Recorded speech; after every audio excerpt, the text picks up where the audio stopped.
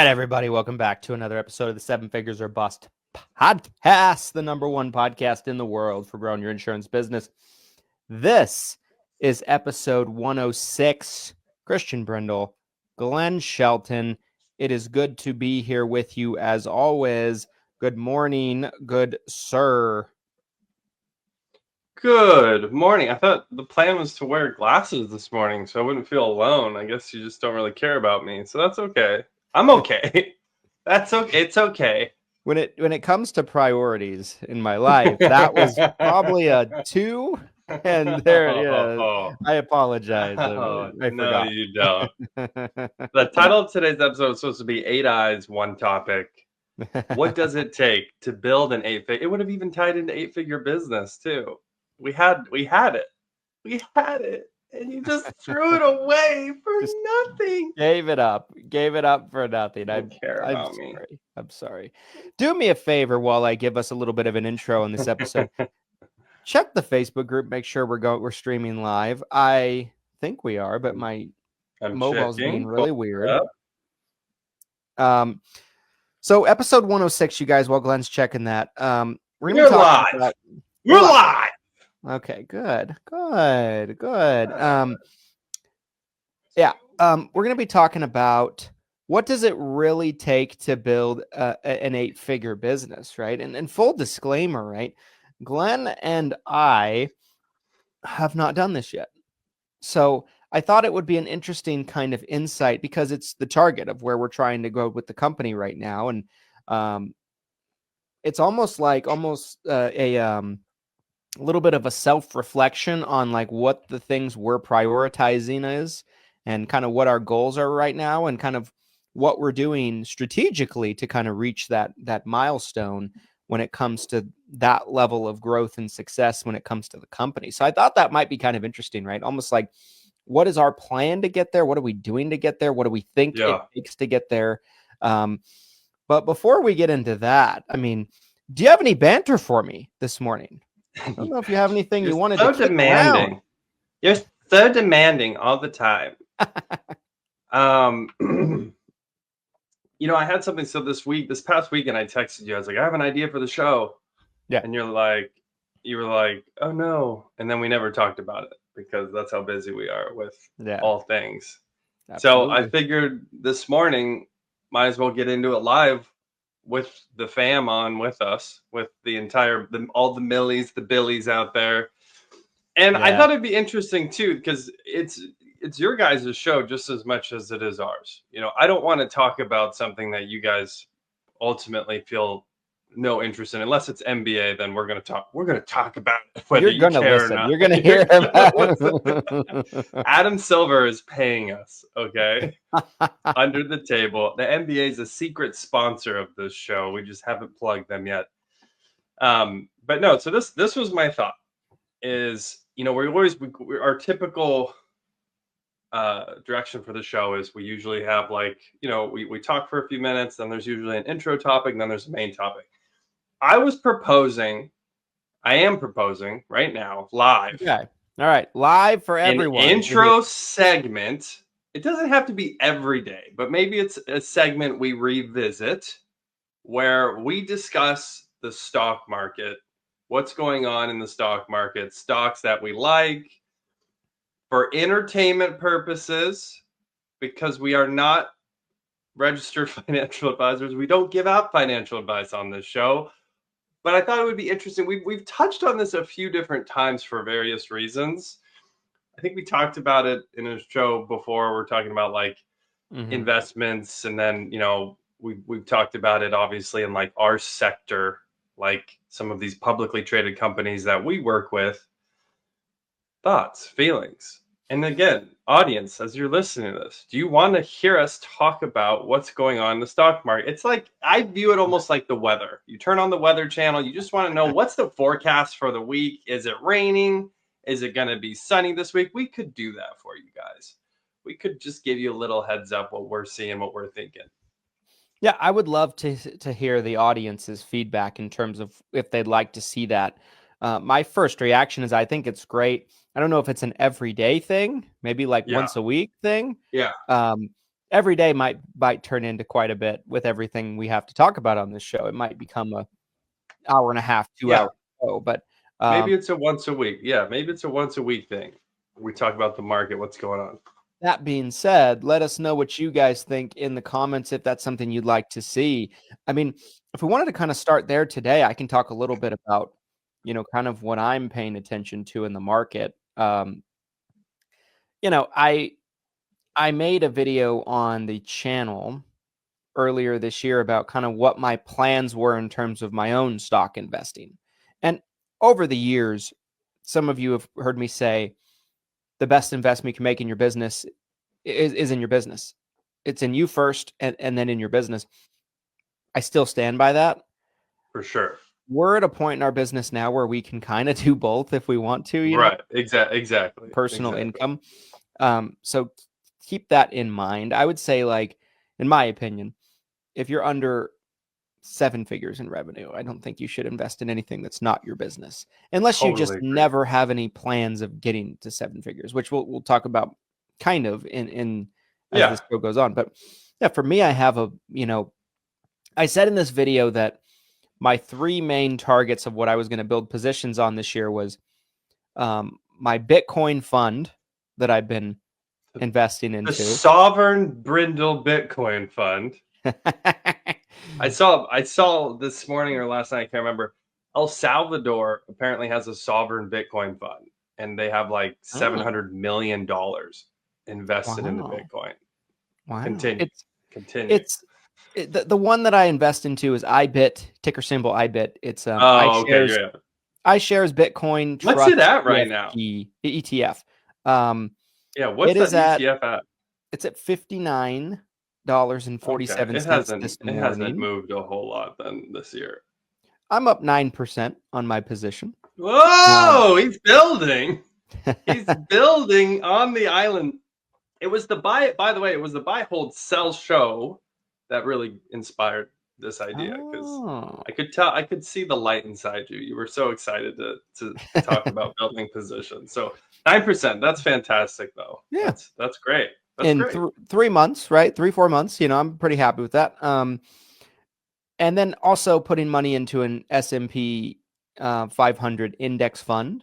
I feel like that's, no matter what happens in the market, I feel like that's a very safe position to build. And then I was going to build a position in Meta. Those are going to be my primary 3 positions. I have 2 accounts. One I call my dividend / ETF account, and on the other side I call it my growth account, right? So like I'm invested in my growth account, I'm a little more aggressive. I'm invested into a lot of technology companies. In that account, in the growth account, I have Adobe, Amazon, Google, Meta, and Microsoft in those accounts.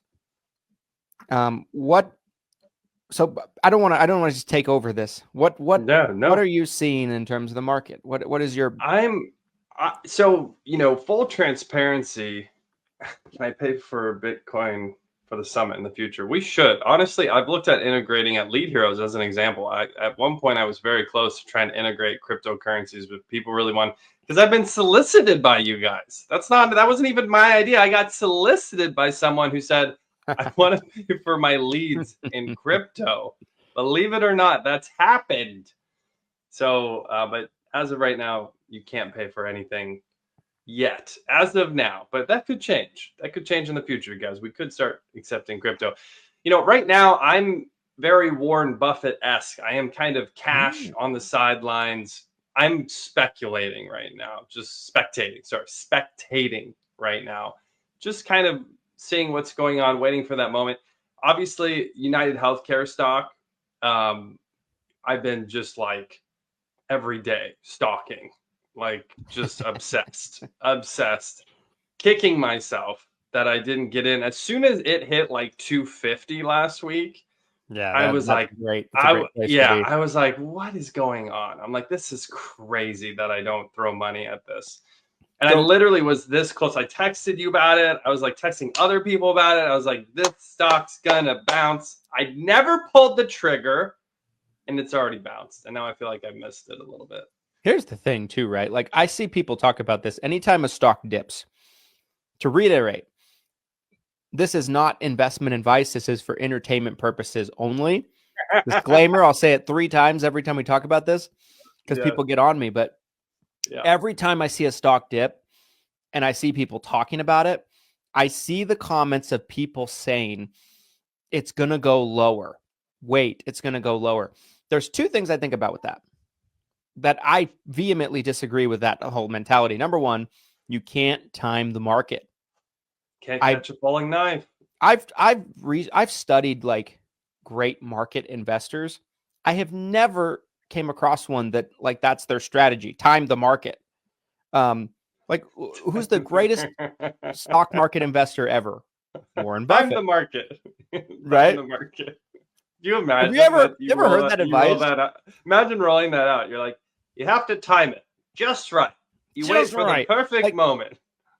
No, that's number one. Number two, the best and safest way to buy stocks, and this is what the great Warren Buffett always preached, who, by the way, just retired, by the way. Shout out to He Warren did. Buffett, the Big greatest news investor there. we've ever seen. Yes. I think he was 98, 99. I mean, props. You know, No. I don't know. Now you're No making me way. He's second guess not myself. that old. He's not that old. He was old though. I think he was in his 70s. He's not 100 years old. He's in his He's 90s. not a. I'll He's bet not in his. you. Is he really I'll in bet his you 90s? $100 right now. 94. Sorry, I was a Oh little high, wow. but Okay.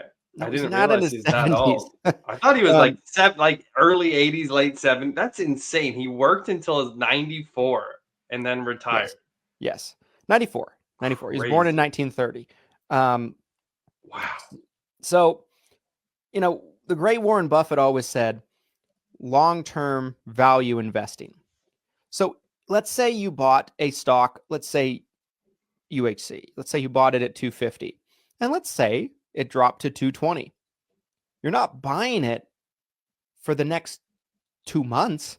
Kind of mindset is that? You're buying it for like 2 or 3 years from now, 5 years from now. The question is, a year or two from now, whether it's at 250 or 220, do you think that's a great deal? Either way, it's a good deal. Right? Or when do you buy more? Right? If Yeah. you do get in at 250 and it goes to 200, buy the dip. You can buy again. Value average, right? Buy the dip. Your average my brain is scrambled this morning. What is it called when average dollar down? What is it called when you continue to buy as a stock? Basis.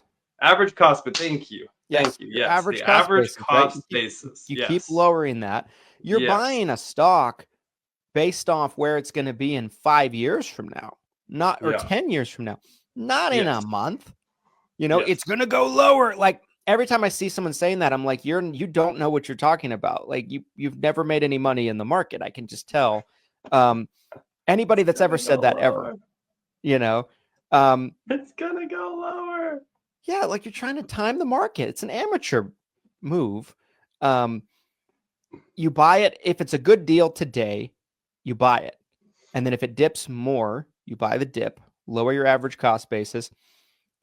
And then if you believe in the stock, if you believe the company is going to bounce back, let it sit for a couple of years, 2-3 years. It should be money that you don't need tomorrow, for one. You never invest with money you need. Do you want to know my biggest position right now in terms of my percentage of return? Please tell me. Okay, so my biggest one, I have in both of my accounts, I have Microsoft stock. One of them I bought several years ago as they were just starting to invest in ChatGPT and AI. And so I got a really good price on it. My average cost basis is $248 on that. Today it is $456. What is it today? Wow. So I'm up 84%. Wow. On that position. That's my highest one right now. But I'm doing well in a lot of them. Like I'm up 51% on my AT&T position. I'm up 23% on my Coca-Cola position. I'm up 50% on my Ally Bank position. I'm up 35% on one of my Amazon positions. I have 2 of those as well. So really, like my strategy is research the companies as much as I can, and then buy companies that I want to be in for the long period of time, and then I buy, and then I just sit and I do nothing. So let's circle back to the Warren Buffett conversation, because it's Yes. really interesting what's been going on at Berkshire Hathaway. He's been cashing out. They have more cash on hand right now than I think they've ever had before. It's something like $350 billion in cash. Wow. Just been slowly liquidating positions. And there was a lot of speculation why that was. Some people were pointing to this liquidation as proof that the economy was about to tank.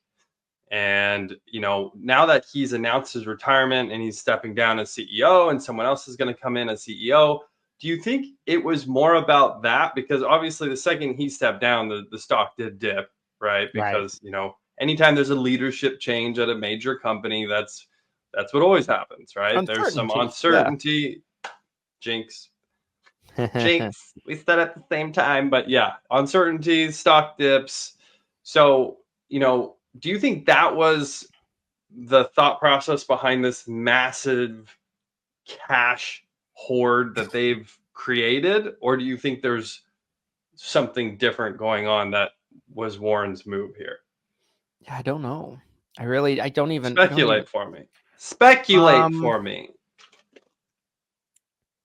So when did they liquidate? Do you know? It's been, my understanding is it's been a long time. It wasn't something that happened overnight. I think it's they're slowly liquidating. Over the it's been slowly liquidating and just building this cash up over the past 12 months, 24 months. I think it's been going on for a while from the last article I read. I mean, it could be so many things, right? Like Berkshire Hathaway is a publicly traded company, so it could be because they're being pressured by stockholders. It could be just accounting. Right. It could be that. It could be that there's an investment that they have their eye on, that they're wanting to stock up cash and be ready for, that they're kind of trying to predict. Like if you're Warren Buffett or you're Berkshire Hathaway, like Warren Buffett brought in, I can't remember their names, these two younger guys to run kind of the day-to-day of Berkshire as he got older. So those guys are kind of taking over, is my understanding. If you have that type of track record, you probably are in the best position of anyone to time the market, or try to. So it could be some of that. At the end of the day, I really just am speculating, but if you look at how Berkshire Hathaway was built, Warren Buffett, I can't remember the percentage. Warren Buffett obtained something like 90% or more of his wealth after he was over the age of 50. Did you know that? I feel like vaguely. I think that the most recent article I read maybe even referenced that, because it was this big article talking about his retirement and a lot about. So yeah, I think I did actually hear that. Like some of his investments were relatively simple. Like in the 80s, he bought substantial amount of Coca-Cola stock for like 50 cents a share. Yeah, I was gonna say Coca-Cola is one that comes to mind that I know he made an absolute killing on. 50 cents a share, something like that, and then just held forever. Yeah. And the dividends come in. You use the dividends to buy more Coca-Cola shares. You just continue that position growing. But over the course of decades, I mean, Coca-Cola, I have some Coca-Cola. It's 60 a share now, something like that. So if you bought it, not to mention how many times it's split. Do you know how many times Coca-Cola has split over the past 40, 50 years? Yes. Yeah. That stock, he probably just made a bajillion, probably made billions, honestly, just on Coca-Cola. I wouldn't be surprised if he made literally billions on just Coca-Cola alone. It's crazy. Yeah. But no, I kind of like what I'm seeing from the market, but I feel like it dipped a lot in the first quarter, and I feel like it hasn't even fully bounced back yet. So I think there's still some You're deals. Bullish. Bullish. You're bullish. Yeah. Super bullish. Super Are you bullish. ever a bear? Are you ever a bear, though? Let's be honest. Sometimes. Sometimes you get a little bearish. I dumped my Tesla stock. I was bearish. Yeah. I It's hard. I'm kind of naturally more bullish. I'd rather bet on a company to win than to be like, I think this company sucks and I'm going to short it, or I'm going to buy some puts, some put options. This is my natural tendency. I think if you know the market really well, maybe you can get a market sentiment and then kind of pick the stocks that you want to bet against or bet on. I don't want to take up too much time on this, Yeah. but there was one other thing I wanted to mention is, so when I got into life insurance, I was really curious. I'm like, what are these companies doing with the premiums, right? The interesting part with this conversation about the stock market is there is a connection between the insurance world and the stock world, and especially on the life insurance side of the business, it's even more intertwined. The same way a life agent a lot of times will offer an annuity to someone, and they can do that through their life insurance license. An annuity is really more of a financial product. So there is a kind of a big tie together here, I think, for life health agents and the financial sector. But I remember, I want to say it was, I think it was NLG, National Life Group. I don't know if Oh you've yeah. ever heard of them, but I sure massive. Yeah, we've been contracted with them before. I love them. I love them. I thought their products were great. Their marketing was great. I loved how, um, I loved their illustrations whenever I would illustrate a policy, their living benefits. Shout out to National Life Group. I think you guys were doing a bang up job. I haven't really dug into their products anytime recently, so maybe things have changed. But when I was offering their products, I thought they were awesome. But they had this. I remember getting deep because I was primarily offering that when I got into some of the bigger life policies, cash value policies. I was offering like IULs for a period of time. I did write a couple of annuities. I got really deep into what are they doing with the money? What is national? Because I was getting those questions, right? I mean, if Christian has $250,000 and I'm sitting at the table with Christian and I'm like, hey, dude, I want that money and we're going to put it in National Life Group and they're going I to pay want you, that right? money. I want that money and we're going to put it in this National Life Group indexed annuity and you're going to get a guaranteed, there's a floor on this, so you can't lose. And then, you're going to get an average of blah, blah, blah, right? So you're getting into how the policy works. Well, one of the first questions Christian is going to ask is, well, who's National Life Group? And how are they operating? So I got deep into like, what is this life insurance company doing with the premiums? And obviously, they're not just sitting on these premiums waiting to pay out, right? They're actually investing the premiums Hmm. because they're trying to make a profit on top of potentially having to pay, right? And obviously, it gets really complex. It gets really complex because it's similar to a bank Yeah. essentially, where they need to keep a certain amount of cash on hand in the event that they have to pay out claims for death, for these annuities, for these life policies. But then they're taking a portion of it and they're doing some really safe investments. Like Christian mentioned earlier, stuff like index funds, mutual funds, really diverse, safe investments. But then with a small fraction of a percent, they are taking home run swings, super risky things like stock options, where you have a pretty good Mm. chance of losing, but if you do hit, you could get 100x return. And so I thought that was really interesting to get deeper into what this gigantic life insurance carrier is doing with the premiums, with the money, and to see how it kind of all comes back together for full circle. There is kind of this big connection, I think, for life health agents. Yeah. Yeah. I totally agree. And I think a lot of these companies, they bring in some of the brightest minds, right, to invest this Right, money. And they're not right, just investing it in the market, they're investing it in crypto, they're investing it in like, you know, foreign for sure. currencies, all these different things, Oh right? yeah, Trying to just, currency trading for sure. try to bring as much return as possible. I want to make sure we have plenty of time to talk about the main topic. Yes, yes. Let's move into this episode's sponsor. Would you do the honors, good sir? I would be honored to do the honors. Guys, today's episode of the Seven Figures or Bust podcast is sponsored by none other than Seven Figure University.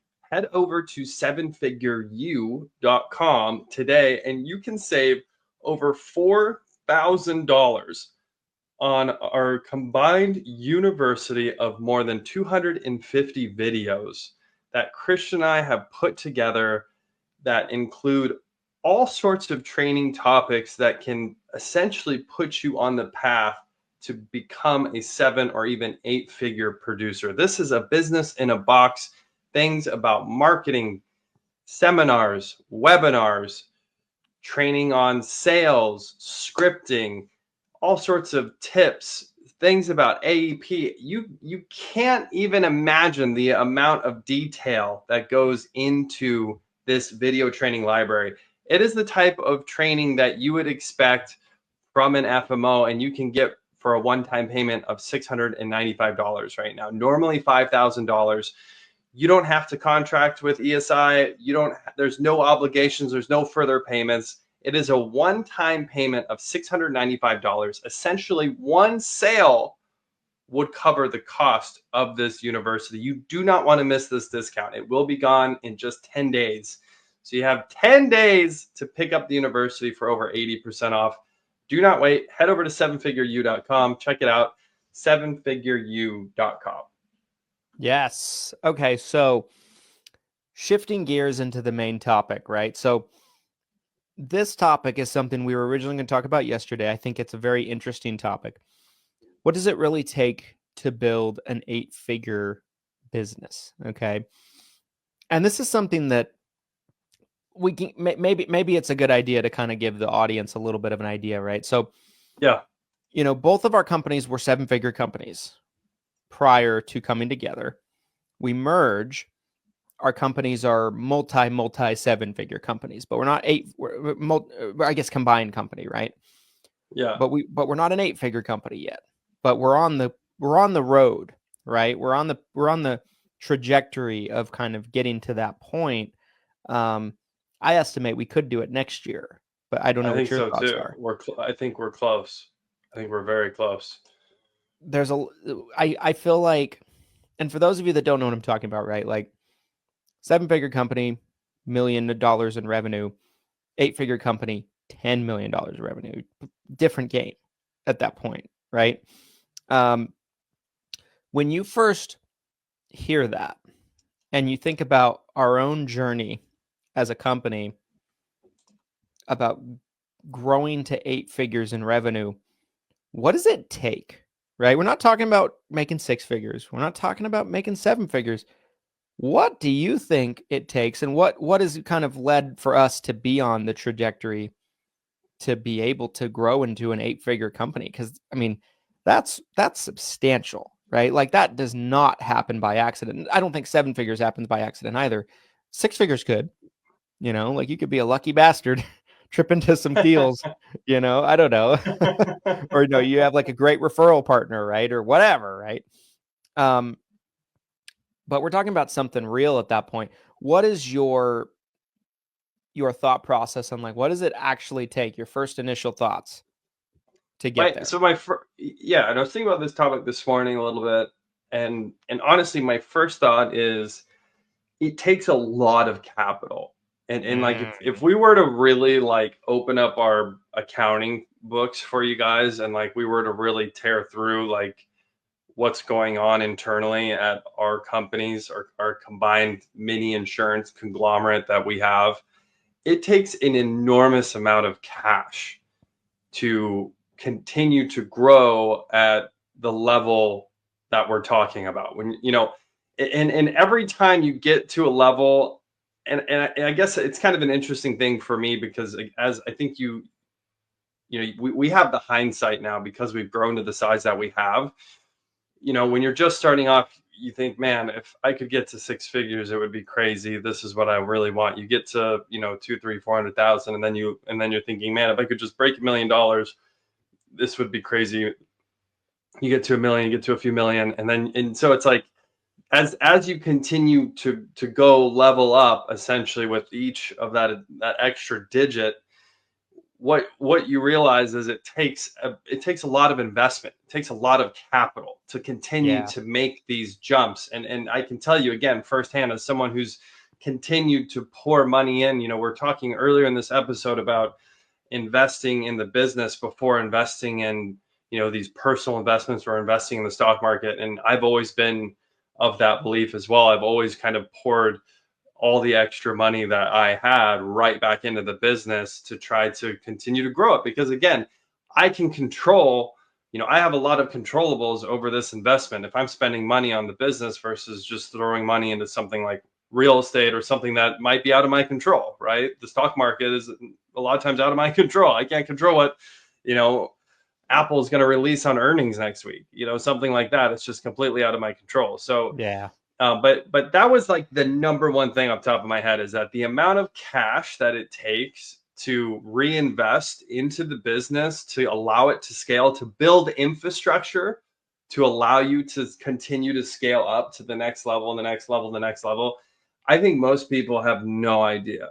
I think they have no idea the amount of cash. I think a lot of people think you just kind of like naturally get there, almost like you hit 1 million Right. and then you just keep going and you keep going. Then all of a sudden you're at 10 million a year and like, Hustle, bro. Hustle, yeah, hustle, yeah, hustle, grind, hustle. grind, grind, No, grind. Yeah, no, that's yeah, garbage. yeah, Like I think you hit it right on the head. I mean, let's dissect this a little bit, right? We don't have to talk yeah. about specific numbers. We don't have to pull out our books for the audience or anything, but like, I'm gonna you screen know, share my QuickBooks. Hang on.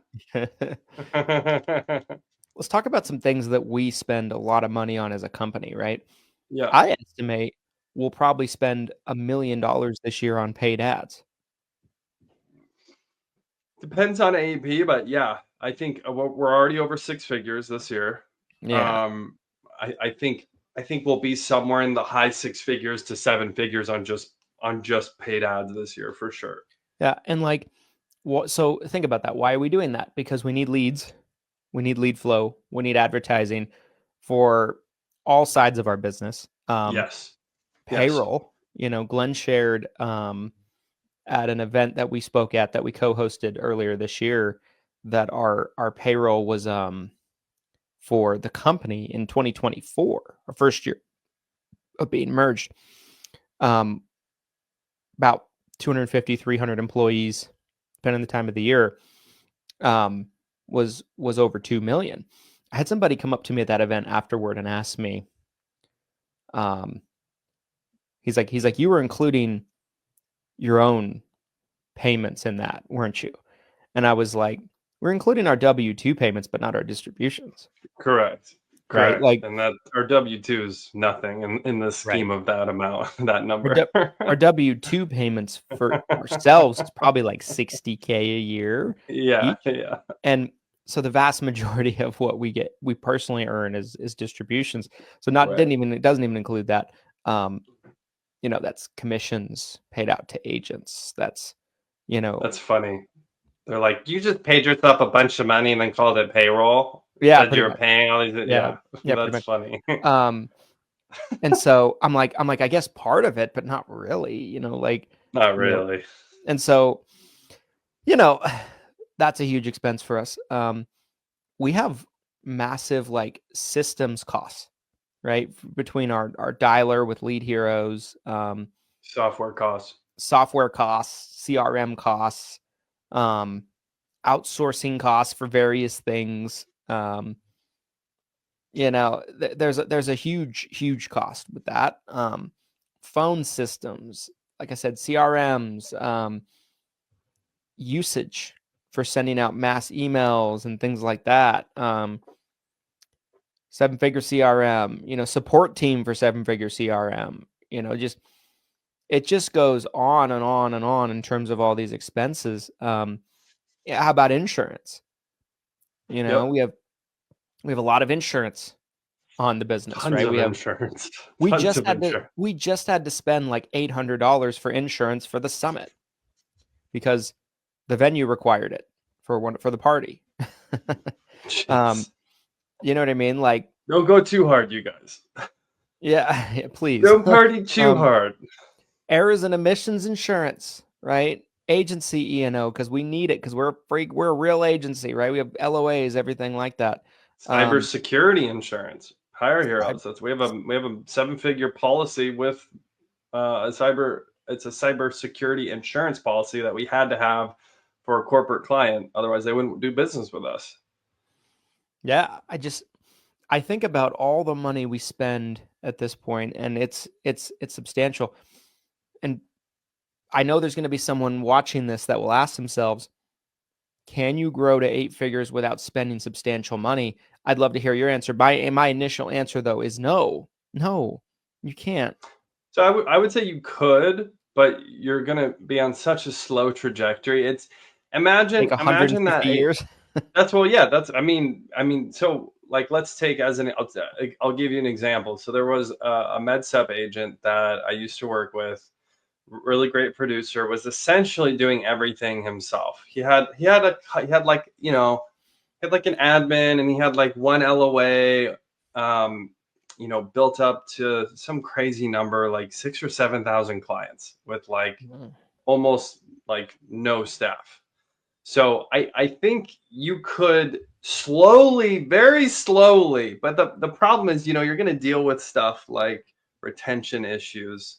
You'll have different things, but I think you could very, very slow. But you're talking about going on a trajectory of like, 20, 30 years would be my guess.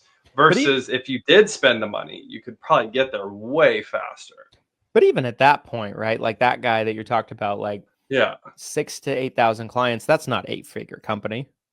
No, no, no. But I'm just saying, like, to see, because he did that in like a 10-year span, Okay. something, or 15 years, like 10 or 15 years. With there was like a couple LOA agents that kind of came and went, and then him mainly producing, and like one admin. So very small staff, wasn't really spending money.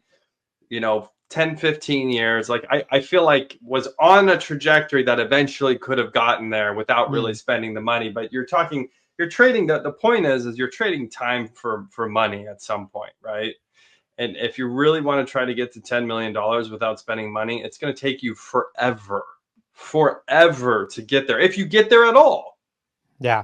Let me frame the question a little bit differently.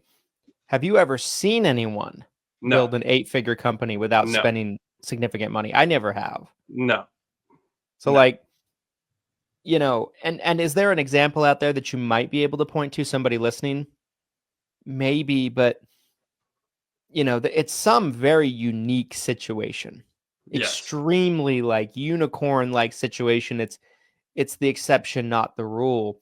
So, I talk to agents all the time that have an extremely hard time wrapping their head around spending money, you know, even small amounts of money, um, on themselves, on their business, on whatever. Yes. Um, I talked to an agent recently, we have 7 figure university, like what we talked about at the beginning of the show, that's 86% off or something like that. $700 one time is usually $5,000.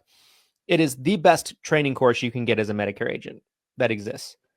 It's better than any course you can buy that's 10, 15,000 a year, but it's lifetime. We are dumb for selling it at the price we are, to be honest. Like, it's worth so much more, but it's such a great value. And I was talking to an agent recently that was messaging me, and great guy, know him a little bit, but he was having a hard time wrapping his head around the price point.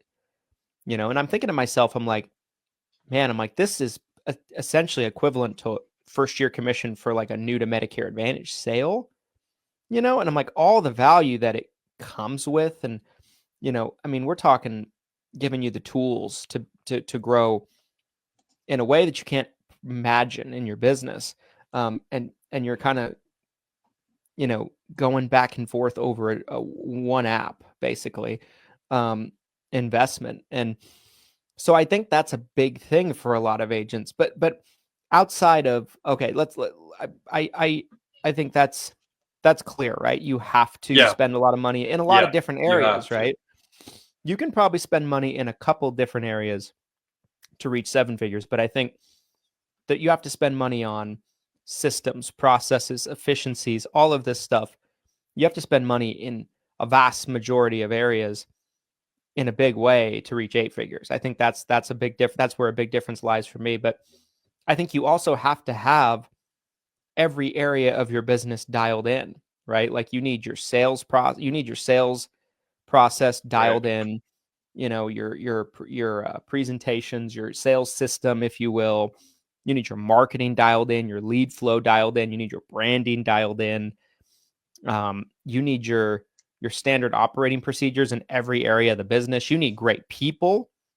Like let's talk about that, right? Like you need the right people around you. You just can't take a bunch of slow sycophants. People just yes-manning you. Yes, Christian, you're right. Let's do that. You're a genius. You're Medicare prophet. You ever go through like a drive-through and the person you're talking to, like there's you look into their eyes and there's nothing there. It's like, God. You ever done that before? Yeah, last night. I got my son Wendy's last night. There was a couple of those. Do you want ranch or blue cheese with your nuggets? Like ranch. You're not gonna take that guy and plug him in and build an 8-figure company. Like you need people that are smart, that are talented, that are hardworking, that have a good attitude, that are believers in what you're doing. So I think you need culture. Culture comes from, I think, the environment you create as a leader, but also like who you choose to bring into the business, right? Like, being able to kind of go through the right people. You're going to have to hire and fire a lot of people to find the right people, as we've done. True.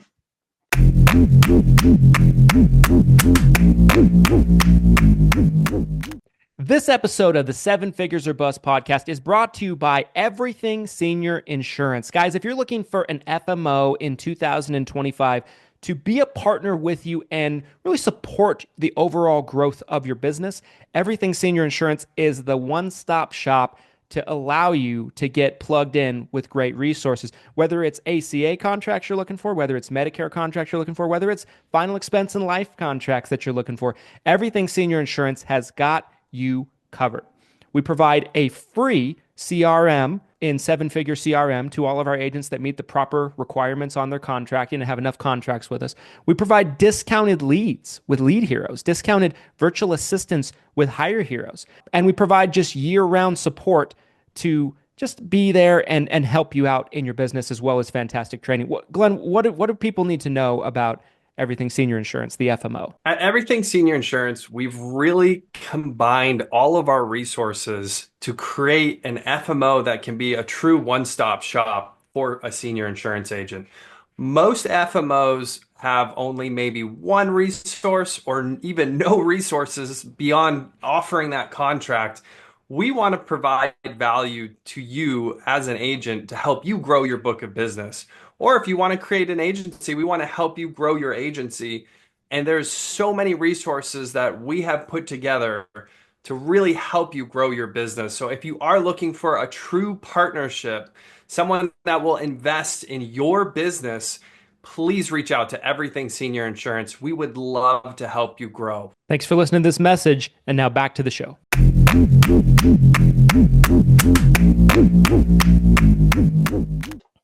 Because I think repeatable processes, you said SOP, that's a big one, is having a repeatable process. Yeah.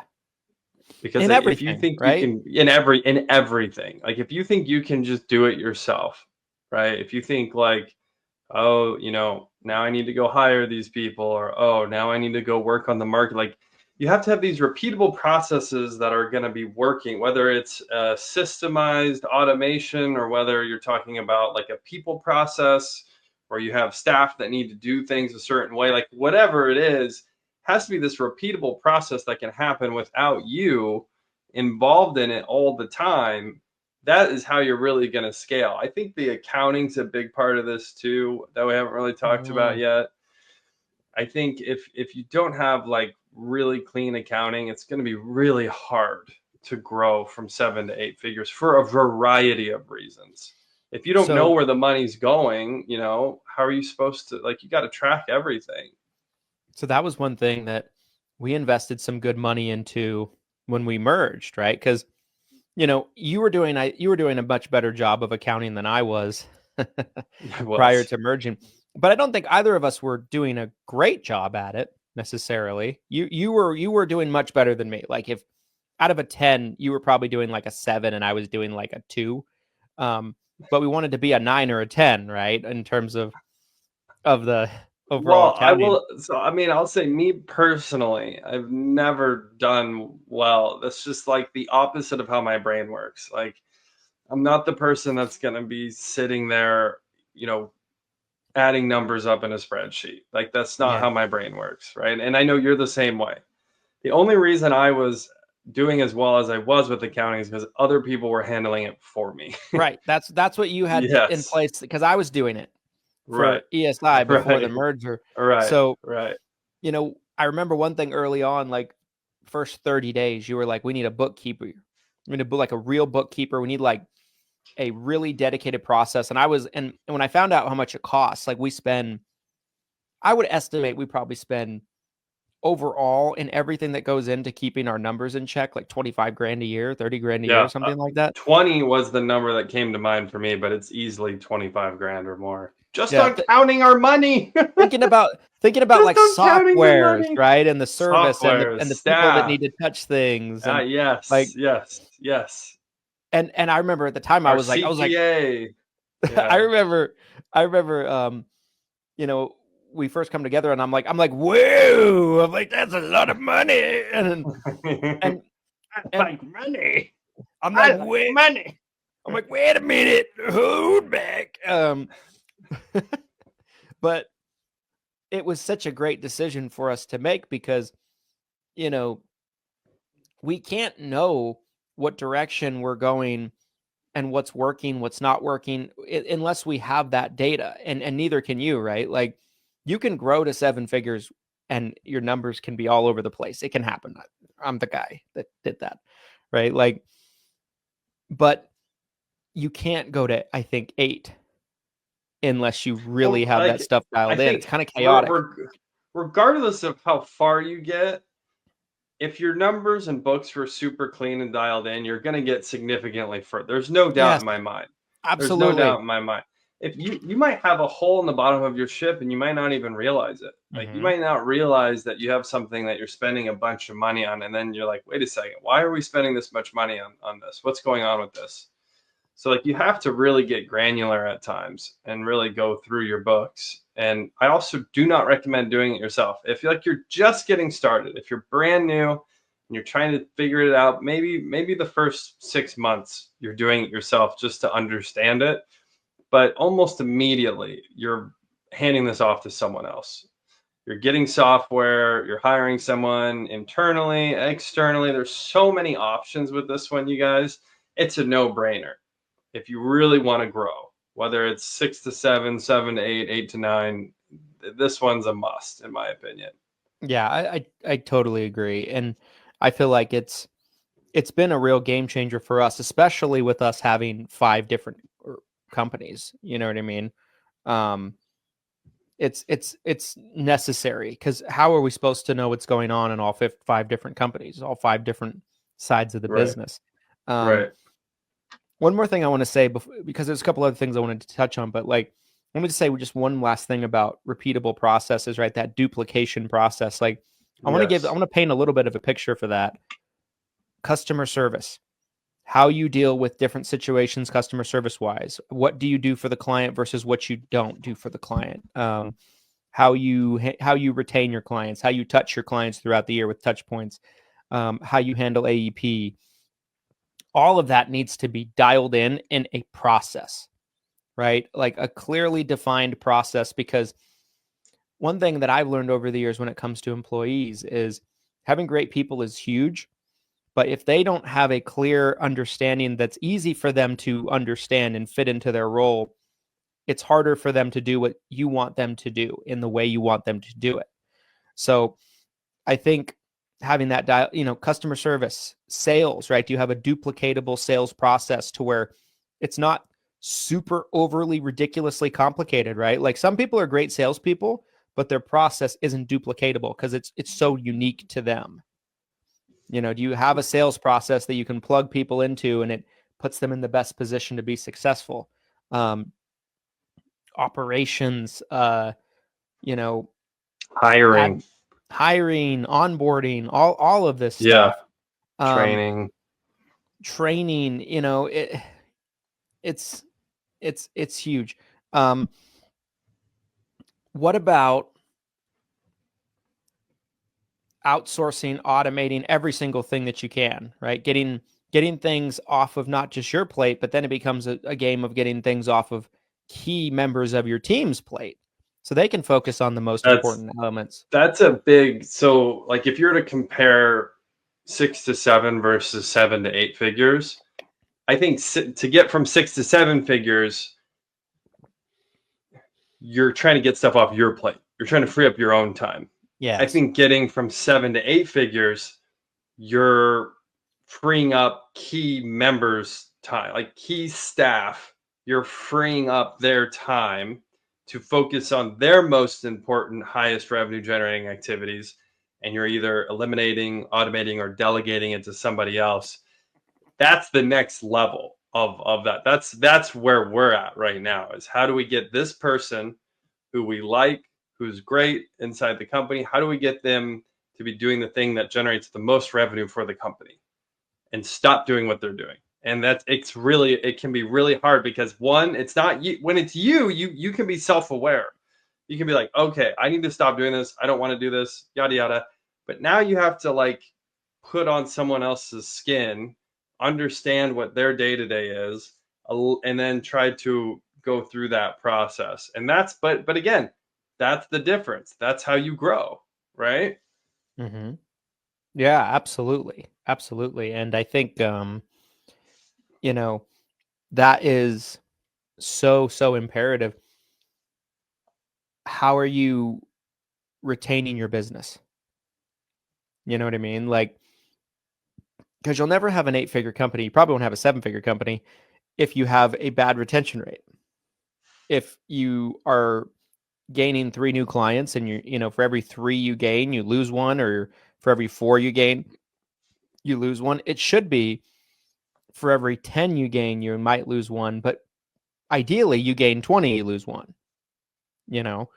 I think one thing I really point to for us in all areas of our business, I feel like for the most part, we have really great retention. We have great retention of clients. We have of all sides of the business, whether it be marketing clients, virtual assistant clients, but also insurance clients, right? I've talked about this before. We had almost a 98% retention rate from 2024 to 2025. A lot of people were calling 2024 AEP the most volatile AEP ever, where there was the highest chance possible Right. of losing business, and we had our best retention year in company history. Yeah.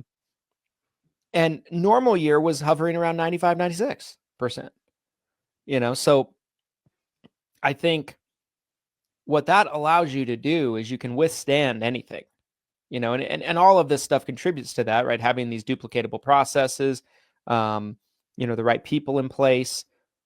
You're not understaffed. There's a lot of people I've looked at, like, and I see the potential of their business, but they never get there because they just are understaffed.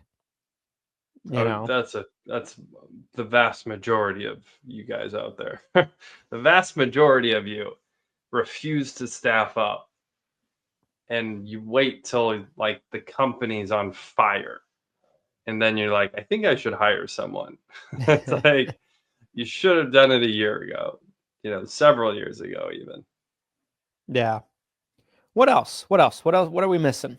Building an 8-figure company, right? I mean, Well, here's another task. Let's be honest. There's a lot of things you got to get right. So there's another part of this, and I think you kind of touched on it earlier in the episode, but like there's the self-awareness of if this is even you.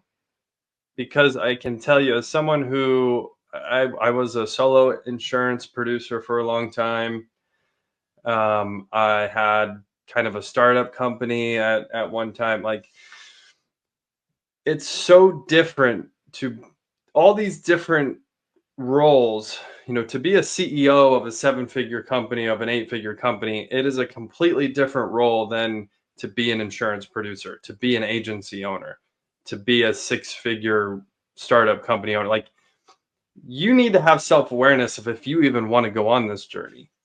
And I think that's part of it too, is like the mentality, your mindset, and knowing yourself good enough, and maybe talking to the people around you and trying to get a level of self-awareness where you can figure out if this is even the path you want to be on. And that's okay. I've met so many agents out there who are like, I don't ever want to hire anyone. I just want to be a solo insurance producer. I just want to, write my 50, 100 apps a year. I enjoy it. That's it. And that's totally fine. Christian and I aren't here to try to like shame those people, right? Mm-hmm. No. No. So yeah, that's a big part of this for me, as I think the self-awareness, because the mindset, I can tell you, and I'm sure Christian's had his share of sleepless nights. Lord knows I have. And it can be crippling. It can be crippling how much time, energy, and mental space goes into the business to really grow it, to really get as big as we've gotten. And you have to really understand that. And if you really want to be on that journey, I think you need to know yourself good enough before you really set sail on that. I think Christian and I have always been the type of person where there wasn't really any doubt. I think we both just wanted to get there. Like, we wanted to go as big as we can, essentially. I think the reason why you and I work so well together is I think we both can handle a lot of pressure. You know what I mean? Sometimes it doesn't Yeah. always Doesn't always seem work that way. out. It Yeah. doesn't always work out. Sometimes it Yeah. doesn't always seem that way. Like, I have my moments Yeah. of panic a little bit, and I'm like, oh, that's Sure. on fire. But overall, I can deal with a lot of shit coming at me, and I know you can as well. That's a big part of it. Like, there is so much going on every single day in the company. So much. It's redonkulous. My head spins at times trying to keep up with what's going on. Yes. Because there's a lot going on. There's a lot. And for some people, like, they just can't handle that, right? It just break them down to their core. And I think if you want to go down that journey, I think that's something that you have to understand. Other people might not tell you that, but I will. And you got to be, it comes back to that self-awareness conversation. You have to be built for that. You have to know yourself to know, like, would you be happier just, cruising along, and paying your bills and not taking on that pressure? Because every decision you make doesn't just involve you. Like, I take myself as an example. Every decision I make, it also affects Glenn, because it's his company too. It affects our employees. It affects our agents. It affects our partners. It affects our customers. So there's a lot of pressure to do the right thing and make the right decisions. Yes. It's if you think about it, it's almost like kind of a selfless existence in the way, because like, you're providing a lot for a lot of people. It's true. It feels like the ultimate father role at times, where you have to put all of this in front of your own desires, your own wants. I mean, do you know how many days that, I'm here in the office and the weather's nice and I would love to be in my Jeep ripping around on the beach, all the time, but I can't do it. I'm not able to do that. I have responsibilities, and a lot of it is a big time commitment. And again, it ties back to self-worth. One thing, and I'll kind of tie this into my final thoughts, but I was just thinking of another thing that, like, being an 8-figure business owner is all about, is like, you have to create these partnerships. I'm not even necessarily talking about like the type of partnership Christian and I have, where like we've truly like merged our companies. Like, you'll have partners with external companies. It could be a vendor that you're working with. It could be a marketing company. It could be a mail house. It could be, you're working with someone like a recruiting firm or something. Like, there's all these different businesses. I'll give you a partnership that I've really enjoyed over the years that I leverage all the time is, I have an attorney that I really like. I've worked with a lot of different attorneys over the years. Sometimes you get into these weird situations where, like, you don't know, like, Christian and I have already, just since in the last 18 months of us working together, there's been a litany of situations where we're like, is this a big deal or is this nothing? And it seems like 9 out of 10 times it's nothing, right? But like, I'm not a lawyer, so I don't want to like just go off of what my guess is here. And so, I pay this attorney a lot of money, but it also is a huge value add to the business.